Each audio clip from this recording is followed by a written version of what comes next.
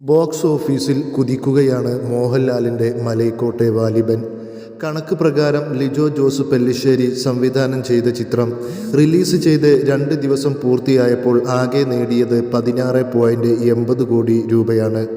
ഇന്ത്യയിൽ നിന്ന് മാത്രം ആദ്യ ദിവസം 5.65 കോടി രൂപയാണ് നേടിയത്.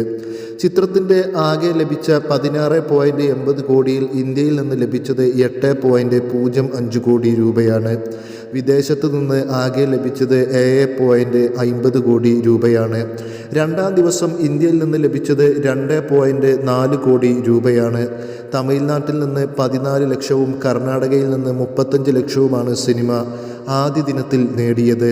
മറ്റു സംസ്ഥാനങ്ങളിൽ നിന്നുമായി 35 ലക്ഷം രൂപയും വാലിബൻ നേടിയിട്ടുണ്ട്. രാവിലെ 6:30 സിനിമ പ്രദർശനം ആരംഭിച്ചത്.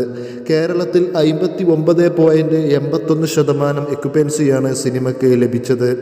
അവധി ദിനവും വരാന്ത്യവുമായതിനാൽ അടുത്ത ദിവസങ്ങളിൽ സിനിമയുടെ കളക്ഷൻ ഗുണം ചെയ്യുമെന്നാണ് അനലിസ്റ്റുകളുടെ നിഗമനം.